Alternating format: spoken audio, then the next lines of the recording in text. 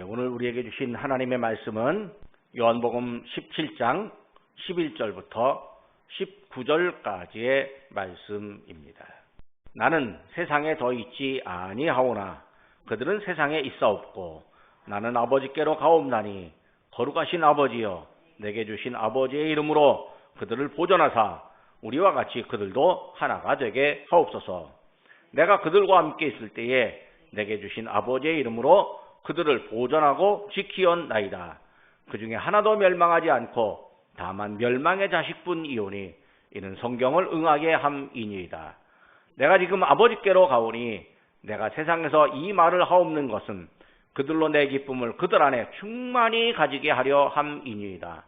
내가 아버지의 말씀을 그들에게 주었사오매 세상이 그들을 미워하였사오니 이는 내가 세상에 속하지 아니함같이 그들도 세상에 속하지 아니함으로 인함이니이다. 내가 비옵는 것은 그들을 세상에서 데려가시기를 위함이 아니요 다만 악에 빠지지 않게 보존하시기를 위함이니이다. 내가 세상에 속하지 아니함같이 그들도 세상에 속하지 아니하였사옵나이다. 그들을 진리로 거룩하게 하옵소서. 아버지의 말씀은 진리니이다. 아버지께서 나를 세상에 보내신 것 같이 나도 그들을 세상에 보내었고 또 그들을 위하여 내가 나를 거룩하게 하오니 이는 그들도 진리로 거룩함을 얻게 하려 함이니이다. 아멘. 자, 우리는 은혜의 신앙 시리즈를 진행하고 있습니다. 은혜로 믿음을 주시고 또 구원받게 하신 예수님, 즉 은혜를 행하신 예수님을 보았고 우리를 품어주고 당신 안에 속하게 하심으로 은혜를 지속하시는 예수님을 보았습니다. 지난주의 말씀을 잠시 되새겨봅니다. 예수님은 포도나무이며 우리는 가지입니다. 예수님이 우리를 당신에게 붙어있게 하시고 또 당신께 속한 사람으로 만들어 주십니다. 예수님이 우리를 당신의 손으로 붙잡아 주시고 또 사랑하며 계명을 행하게 해주십니다. 그래서 우리는 예수님의 제자로서 열매를 맺고 기쁨이 충만하여 하나님께 영광을 돌릴 수 있게 됩니다. 오늘 우리는 은혜로 거룩하게 하시는, 우리를 은혜로 거룩하게 하시는 예수님을 만나려고 합니다. 우리는요, 이제 오늘 거룩이라는 단어가 있는데 거룩하면 먼저 하나님을 거룩한 분으로 알고 있습니다. 또 하나님의 아들도 예수님도 거룩한 분입니다. 또 우리는 교회가 거룩하다라고 하는 사실도 알고 있습니다. 교회 안에서는 이처럼 거룩이라고 하는 단어, 표현을 자주 사용하고 있습니다. 이 거룩이라는 표현은요, 매우 심오하고 어려운 뜻을 가졌습니다. 알 것도 같은데 막상 거룩이 뭐냐라고 물어보면 설명하는데 쉽지 않습니다. 이 거룩이라는 단어의 뜻은 단순하게 보면 구별됨, 성스러움, 다름, 성별, 성결, 완전 등으로 사용되는데 가끔은 깨끗함, 청결함 이렇게 이해되기도 합니다. 거룩을 개념으로 좀 설명하라고 한다면 저는 이렇게 말할 수 있습니다. 높고 완전한데 쳐다볼 수도 없고 범접할 수도 없는 권위. 그런데 아주 친절하게 다가오시는 친근함으로 이해합니다. 그러니까 너무 높고 우리가 감히 접근할 수 없는 권위를 가진 그 권위가 우리에게 친절하게 친근하게 다가오는 권위입니다. 거룩이라는 단어를 들을 때 우리는 가장 먼저 하나님의 존재성을 생각하게 됩니다. 하나님은 거룩한 분입니다.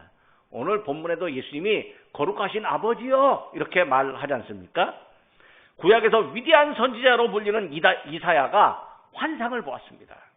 하나님께서 보좌에 앉으셨는데 천사들이 하나님을 모시고 서서 말합니다. 서로 말합니다. 이사야 6장 3절입니다. 서로 불러 이르되 거룩하다 거룩하다 거룩하다 만군의 여호와여 그의 영광이 온 땅에 충만하도다. 천사들이 하나님을 향해서 거룩하다 거룩하다 거룩하다 3번이나 연속으로 말하는 것을 보아서 이 거룩함이 최상급, 가장 거룩한 분 하나님께 돌려드리고 있습니다. 거룩은 또 하나님의 이름이기도 합니다. 이사야 29장 3절에는 내 이름을 거룩하다 이렇게 말씀합니다. 그러니까 이름은요, 이게 단순하게 호칭, 이게 부르는 것으로 끝나지 않습니다. 이름은 자신의 존재성을 말합니다. 이름이 불리잖아요. 그러면 내 이름 부르는 걸 알고 뒤돌아 봅니다. 그러니까 이름을 부르면 또 이름 가진 사람이 대답을 합니다. 그래서 이름과 사람은요, 거의 같은 존재, 같은 뜻으로 사용됩니다.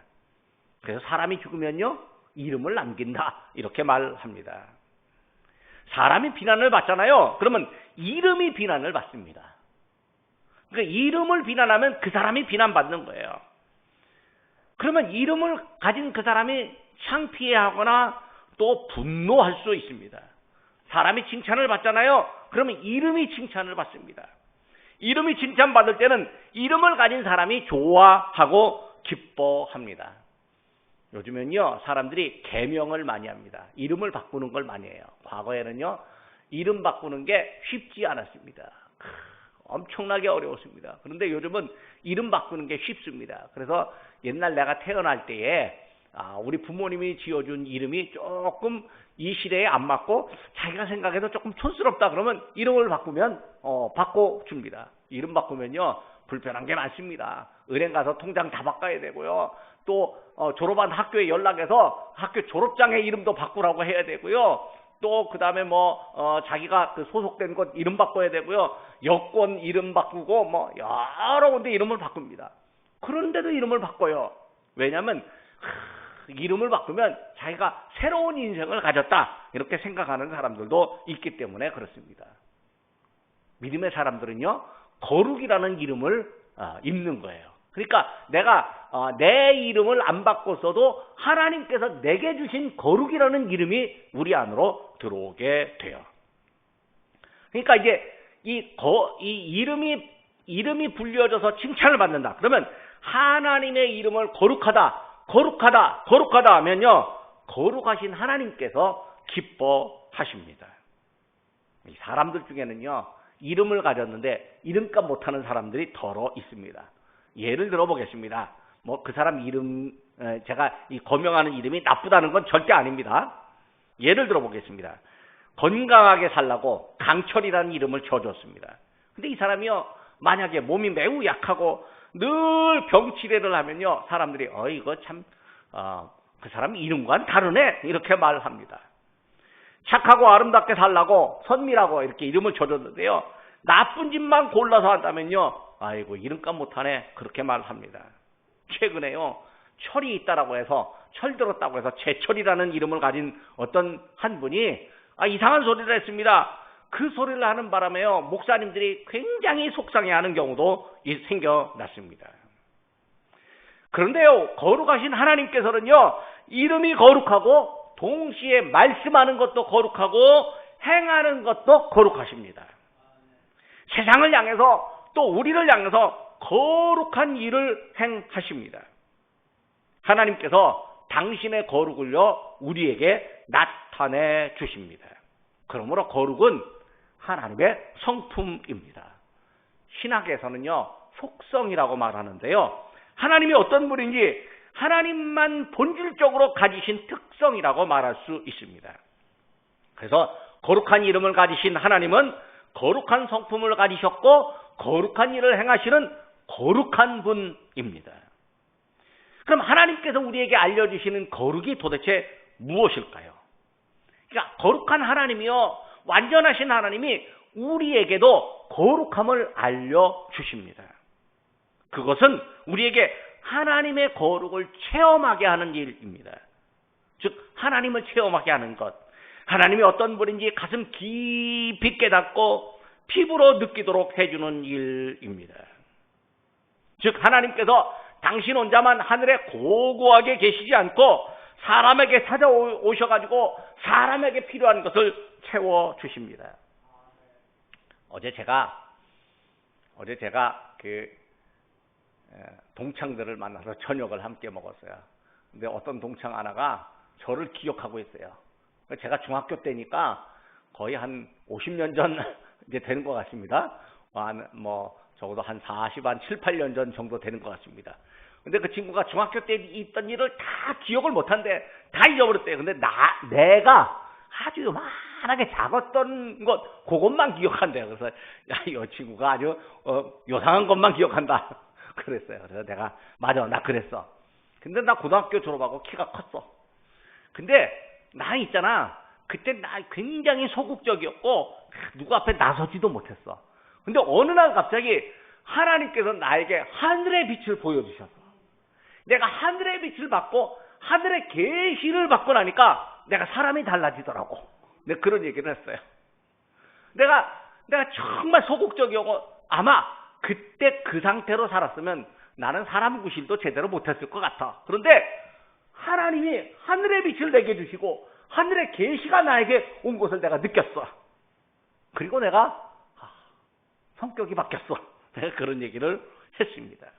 하나님이요, 그냥 하늘에 가만히 계시는 것이 아니라 하나님이 우리를 보시고요, 언젠가 우리에게 필요한 은혜를 허락해 주십니다. 우리의 신체가 어떻든지, 또 혹은 우리의 생각이 어떻든지, 우리의 몸이 어떻든지, 우리의 건강이 어떻든지, 그거는 사람들이 보는 기준에 불과할 것이고, 하나님은 그것이 아니라 신체와 몸과 우리의 어떤 이 생각과 이런 것의 제한성을 그냥 깨뜨리고 하나님의 은혜와 하나님의 사랑에 쓰임 받도록 하나님께서 우리에게 은혜를 허락해 주시는 거죠. 하나님이 우리를 창조하셨어요.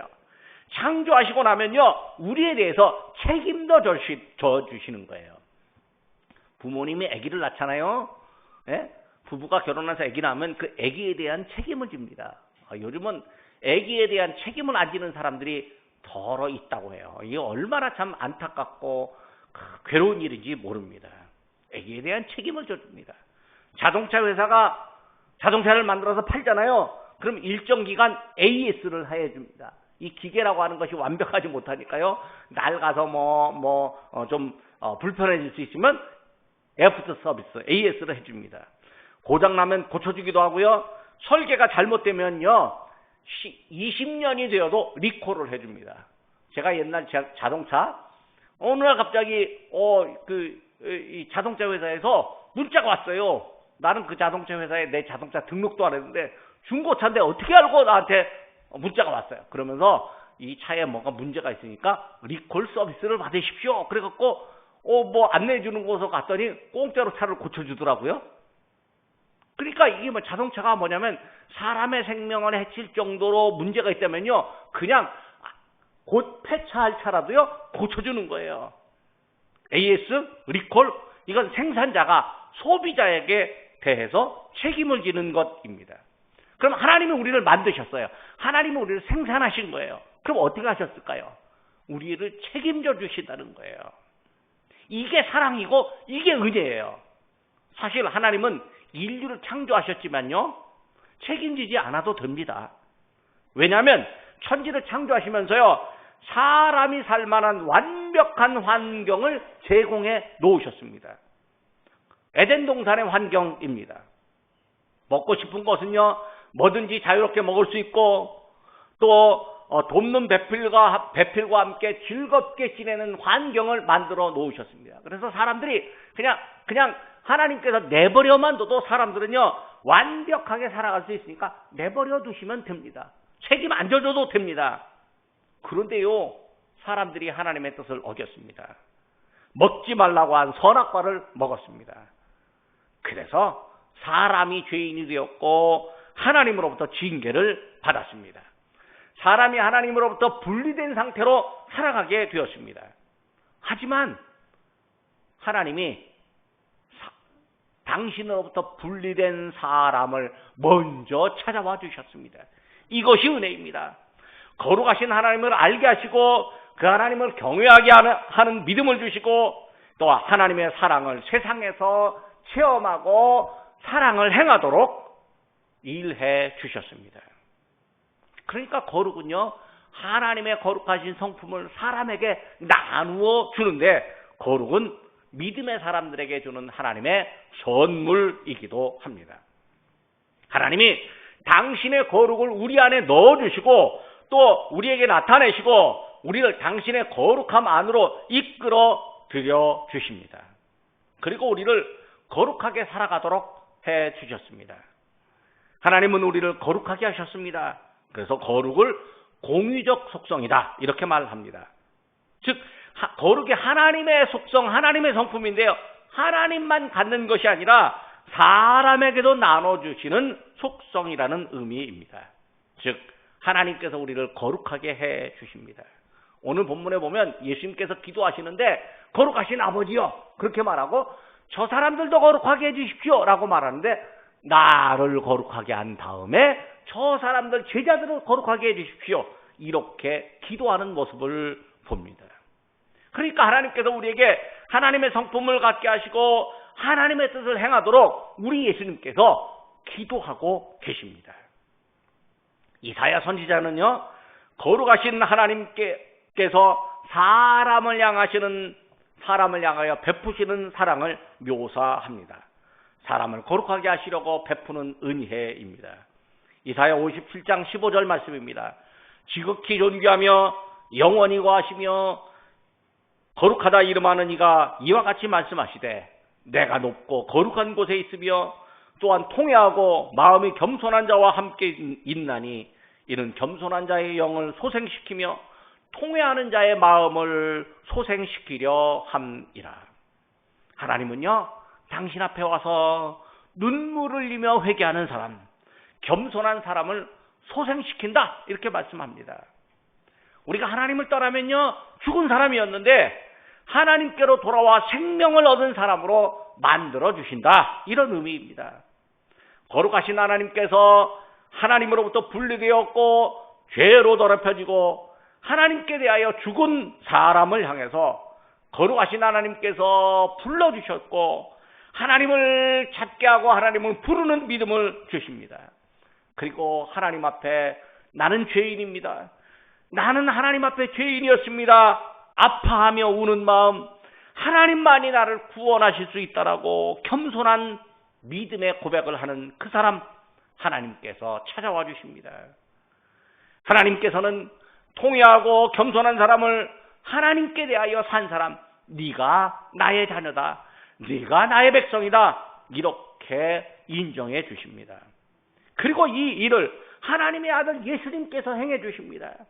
예수님이 오셔서 그 믿음 우리에게 허락해 주셨고 예수님이 오셔서 우리를 거룩하게 해 주십니다. 이제 오늘 요한복음 본문으로 들어가 봅니다. 예수님은 지상의 사역을 마치시고 아버지께로 가셔야 됐습니다. 예수님께서 아버지께로 간 뒤에 제자들이 세상에 남겨집니다. 제자들은요, 예수님과 함께 살았지만 예수님 없는 세상을 살아야 했습니다. 그러면서도 예수님의 사역을 계승해야 합니다. 예수님이 구원하신 그 은혜를요, 사람들에게 알려주어야 합니다.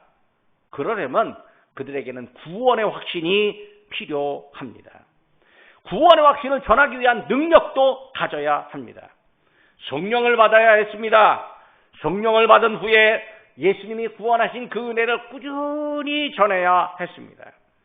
예수님은요, 십자가에 달리시기에 앞서서 제자들에게 구원의 확신, 성령의 능력, 또 꾸준히 전하는 믿음을 아버지께 기도하십니다. 즉, 아버지, 저 제자들이요, 구원의 확신 갖게 해주십시오. 성령의 능력 갖게 해주십시오. 꾸준히 전하는 믿음의 능력을 갖게 해주십시오. 이렇게 기도합니다. 오늘 본문이 바로 그런 기도의 내용입니다. 예수님이 주신 영생의 선물을요, 꾸준히 전하려면 제자들에게 두 가지가 필요합니다. 첫째는 11절에 있는 대로 제자들이 하나가 되는 일입니다. 제자들 공동체는요, 예수님을 전하는 공통의 목적을 가져야 합니다. 제자들 성격은 다릅니다. 어떤 사람은요, 앞에 나서기 좋아합니다. 어떤 사람은 뒤에서 묵묵히 도와주는 일을 합니다. 어떤 사람은요, 그 말이 빠릅니다. 어떤 사람은 천천히 말합니다. 그렇지만 예수님을 전하는 것에는 한 마음을 가져야 됩니다. 제자들 각자의 삶이 있지만요, 성령을 받는 목표는 하나여야 합니다. 목적과 마음과 목표가 하나이면요, 의견 차이, 갈등이 해결됩니다. 하나가 되면 더 큰 힘이 생기고 일이 쉬워집니다. 혼자 하는 것보다 여럿이 함께 하잖아요. 더 큰 결과를 얻을 수 있습니다. 그래서 예수님은 제자들의 하나됨을 위하여 기도합니다. 요즘 보면요, 저도 이제 유튜브를 하고 또 우리 설교를 매주 설교를 유튜브에 올리고 있습니다. 근데 유튜브로 돈을 버는 사람들이 있습니다. 그것도 제법 큰 돈을 버는 젊은이들도 있대요. 그래서 어떤 젊은이들은 유튜브로 돈이나 좀 벌어볼까? 그래갖고 카메라 한 수백만 원짜리 카메라 장비를 다 사갖고 하는데 웬걸요? 장비 사갖고 안 되는 거예요. 그래갖고 도로 장비를 팔아먹습니다. 그게 뭐 당근 마켓이라고 하면 아주 요즘 좋은 카메라들이 싸게 나오는 경우가 있습니다. 그런데도요, 어떤 친구들은요, 유튜브로 제법 많은 구독자를 확보하고 또 제법 많은 구독 시간을 확보합니다. 네, 물론 뭐 그런 경우가 있는데 이 친구들도요, 한 4명이 한 팀이 됩니다. 한 팀이 돼갖고 처음에는 이 아이디어를 개발하고 이 아이디어 원고를 쓰고 이렇게 텍스트를 만드는 기획자가 있습니다. 두 번째는요, 열심히 촬영을 잘 하는 사람이 있습니다. 세 번째는요, 그 촬영한 이 편집물 갖고 그림 갖고 이런 거 갖고요, 편집을 잘 만들어내는 친구가 있습니다. 네 번째는요, 이거 사람들에게 막 알리는 마케팅을 하는 친구가 있습니다. 그래서 적어도 4명이 한 팀이 되어야 제대로 돌아간다, 그렇게 말합니다. 4명이 한 팀이 되면요, 이게 자기들 밥벌이 먹거리 정도는 된다, 뭐 이렇게 한다는 거죠. 그러니까요, 사실 공동의 목적을 갖고요, 공동의 목적으로 함께 일하면요, 혼자 일하는 것보다 훨씬 낫기는 합니다. 두 번째로 16절에 있는 것처럼 제자들이 세상에 속하지 말아야 됩니다. 지난주에 본 것처럼 예수님은 제자들에게 당신 안에 있고 당신께 속하라, 이렇게 말씀하셨습니다. 오늘 본문에서도 예수님은 제자들에게 세상에 속하지 말기를 기도하셨습니다. 예수님이 세상에 속하지 않으심처럼 제자들도 세상에 속하지 않아야 합니다. 비록 제자들이 세상으로 보내지고 세상에서 살지만 세상에 속하면 안 됩니다. 멸망하는 세상에서 멸망하는 사람들에게 생명의 복음을 전할 때 세상 사람과 똑같은 생각으로 전하면 안 됩니다. 유튜브 하는 사람이요, 세상 사람들과 똑같은 생각으로 하잖아요. 그러면 별로 재미가 없어집니다. 그런데요, 사람들이 원하는 생각, 또 사람들이 좋아할 만한 것, 뭐 이런 거를 찾아냅니다. 그래가지고 그걸 얘기합니다. 물론 돌에 좀 너무 집착을 해갖고 사람들이 좋아하지 않는 것들을 만들어갖고 그 흥미만 주면서 사람들의 정신을 뺏어가는 나쁜 사람도 없잖아 있습니다. 그런 건 우리가 이제 안 봐야 되고 아예 거절을 해야 하는 것이죠. 이게 뭐냐면 사람들이 살면서요, 악에 빠져 있는 사람들이 있고 악에 빠져 있는 것을 좋아하는 사람들도 있습니다. 예수님은요, 제자들이 악에 빠지지 않도록 보존되기를, 즉 세상에 속하지 않기를 기도하십니다. 생명의 복음을 믿는 사람들로서 세상에 속하지 않아야 세상의 구원의 은혜를 말할 수 있습니다. 자, 세상에 속하지 않았다고 하는 것이 어떤 사람일까요? 즉 하나님께 속한 사람이고 하나님의 성품을 받은 사람, 거룩한 사람을 의미합니다. 예수님은 제자들의 거룩을 위해서 기도합니다. 본문 17절 말씀입니다. 그들을 진리로 거룩하게 하옵소서. 아버지의 말씀은 진리니이다. 앞에서 말한 두 가지, 즉 하나가 되는 것과 세상에 속하지 않는 것이 모두가 다 거룩한 모습입니다. 거룩한 사람은 하나님 나라의 가치의 마음과 뜻의 일치를 이룹니다. 거룩한 사람은 예수님을 본받아서 세상에 속하지 않고 하나님께 속합니다. 거룩한 사람은 그 안에 하나님의 성품을 가진 사람입니다. 하나님의 마음이 그 안에 들어 있습니다. 거룩한 사람은 하나님을 생각하고 하나님이 원하시는 바를 생각합니다. 열심히 일하느라고 땀을 흘려서 몸에 땀 냄새가 나고 먼지를 뒤집어 써서 몸이 더러워지면 목욕을 해야 합니다. 목욕하면 또 깨끗해집니다. 개운해집니다. 제자들은 원래부터 세상에 살던 사람입니다. 예수님께 부름받고 예수님 따라와서 예수님께 배운 제자들이지만 세상에 보냄을 받아야 되고 또 세상에서 살아가야 합니다. 그러면요 자연스럽게 세상의 때가 묻습니다. 그래서 예수님은 제자들에게 거룩이 필요하다라고 하는 것을 알려주십니다. 그래서 예수님이 아버지께 제자들을 거룩하게 해주십시오 이렇게 기도합니다. 어떤 방법으로 거룩해질 수 있을까요? 본문을 보면 예수님께서 진리로 거룩하게 해달라 이렇게 기도합니다. 예수님은 제자들이 거룩해지는 방법까지라도 아버지께 구하십니다. 그 방법이 바로 진리입니다. 또 예수님은 진리가 무엇인지 알려줍니다. 아버지의 말씀은 진리입니다. 아버지의 말씀은 항상 옳은 말씀, 누구에게나 적용되는 옳은 말씀입니다. 그 말씀이요 사람들을 변화시킵니다. 그 말씀이요 죄에 빠진 사람을 의인으로 변화시켜 줍니다. 그 말씀이요 죄를 깨달아 회개하고 그 말씀이 사람들의 살아가는 방향을 세상에서 하나님으로 바꿉니다. 말씀과 진리는요 예수님의 이름이기도 하고 또 예수님의 본질을 나타내는 은유이기도 합니다. 요한복음 1장에는 태초에 계신 말씀을 소개하는데 그 말씀은 예수님을 의미합니다. 그리고 예수님은 요한복음 14장 6절에서 스스로를 진리라고 선언합니다.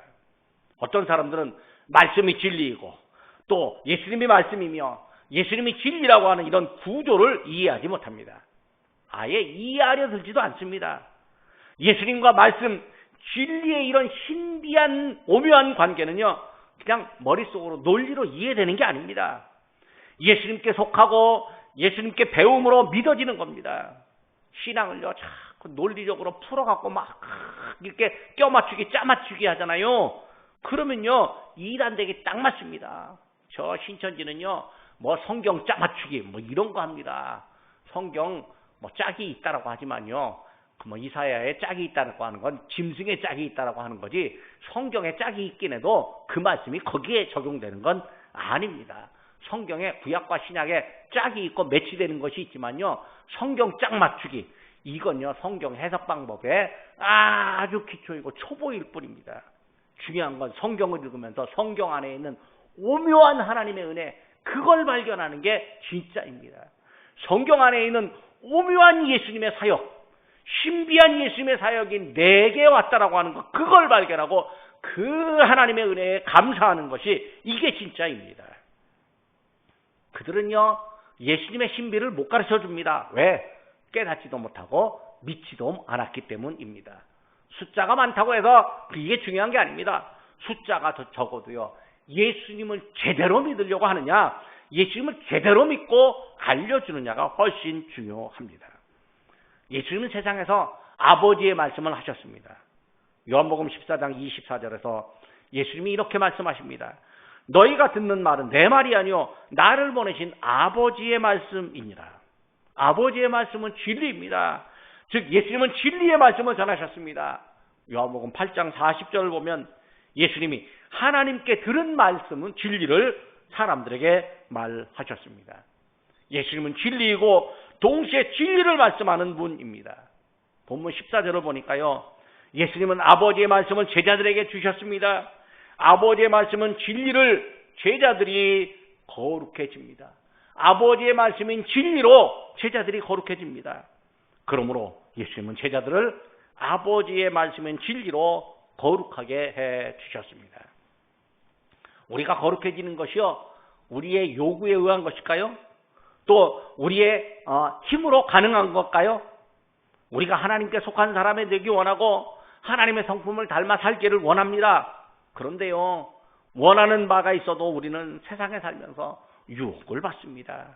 또 우리의 생각이 짧고요 우리의 마음이 좁기 때문에요 아버지의 말씀을 들어도 깨닫지 못합니다.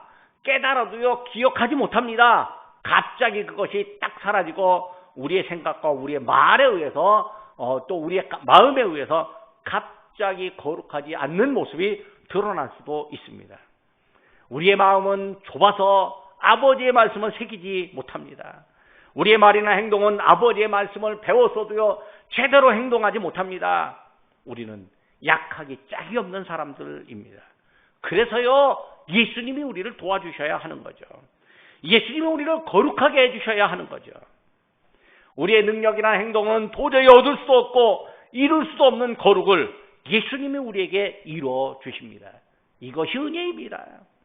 은혜를 행하신 예수님이 우리에게 은혜를 지속하시고 또 거룩하게 해 주십니다.